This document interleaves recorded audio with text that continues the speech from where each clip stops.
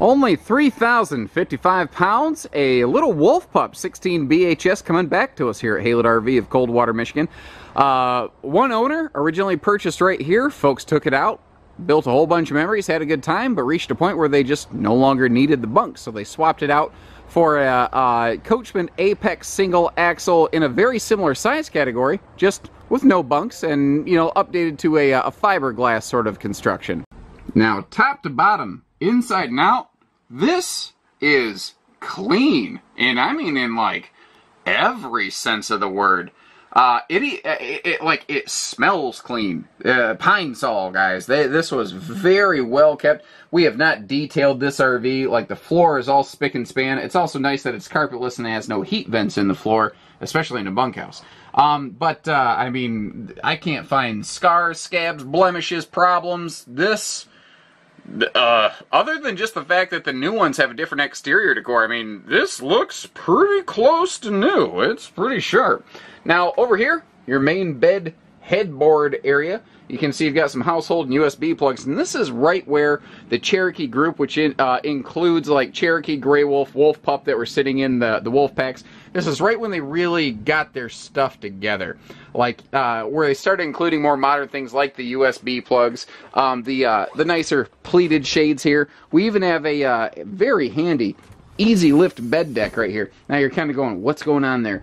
Previous owners added the little 2x4 structure under that big east-west bed, just to help, maybe it felt like it was sagging on them a little bit. I don't know, I've never really heard that feedback on Wolf Pups, but obviously it felt like that to these folks, and that corrected the problem for them. But this is what's also kind of cool here. Whether it's inside or outside, you've got easy access to that big chunk of storage space. Now, if I may spin us around, baby, right round, over here in the kitchen. The current generation of Wolf Pup, you'll actually have a full 6 cubic foot fridge freezer, but you'll lose that pantry over there, so it kind of depends on what you're looking for. And another thing I want to point out is just the fact that, like, we've got a full-size air conditioner here. We have a full 6.5 foot walk-in height. We've got normal RV features in a mini camper class. So it just barely creeps over the 3,000 pound mark, but there's a lot of feature and a lot of camper going along with it, like pressed membrane countertops here, as well as the dining table, and there's that gas electric fridge that I was talking about. Now again, carpetless, but hey, we are in a bunk model. At the end of the day, you're going to need a place to sit down, have a bite to eat with the family, with the kiddos. You got a little 2-person dinette here. That could fold down into a 5th bunk space, and that's when those pleated shades are going to be nice to kind of help block the sun out there. But your 2 single bunks in the back will be the primary kiddo sleeper spots. But notice how even back there, we have a huge window and an extended overhead cabinet. That's a welcome feature because storage is always a premium thing in any RV. Now there's also storage below the seating of these benches as well. Quick note over here, I do want to again get up a little bit closer so you can get a look at the whole pantry arrangement here. Very nicely sized. And we've got a dry bath, and that's where we have a separate shower with surround paneling and a foot flush stool.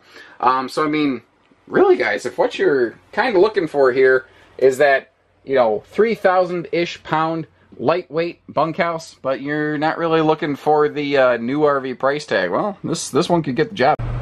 We've already seen the storage under the bed via that pass-through compartment. There is a simple side mount solar prep plug there as well. We do have a easy power awning, anti-slam door, larger handle for, you know, simple coming and going. And this is it's a full height camper, but it's actually a narrow body camper. It's got a 7-foot body, which means for the smaller vehicles, like a lot of times when someone tows something like this, it's not because you have a half-ton or whatever and you just don't want a big camper, although, I mean, you could, obviously, but usually people are looking at something like this because, like, well, I got an SUV, I'm rated for 4,500 pounds. This seems to be like all I can really handle right here. Well, the narrow body nature of this is going to really help smaller, reduced capacity vehicles because it has less headwind, it's easier to see around, although I always recommend taking a moment, visit our RV service center, and make sure you get a set of towing extension mirrors if you don't have them. That's just, don't skimp on safety, please guys. Now this is constructed, you know, roof, walls, floor, exactly like a Big Brother Cherokee or Grey Wolf essentially, except just 7 wide instead of 8 wide, but we do still have a full walkable roof, which is pretty kind of sharp over here. Now, the BHS. The S stands for storage, not slide, which is something that trips a lot of people up. They'll see the model name and go, I don't need a slide out. Well, what you have here is a bunkhouse storage garage. This little thing can flip right up here. Notice that even the bed deck in this is plywood. Even the bunkhouse bed deck is plywood. This is a very nice brand of camper. Just a smaller brand of camper. So, you know, if you want to, you can latch that in the up position. You could use that to, you know, keep grills and chairs and tables and totes and all kinds of stuff.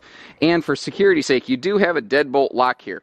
This small door is exactly the same as the main entry door that you hop in and out of all the time. So if you want to deadbolt that to make sure that your stuff, or even more important, the kiddos, aren't going anywhere, you can.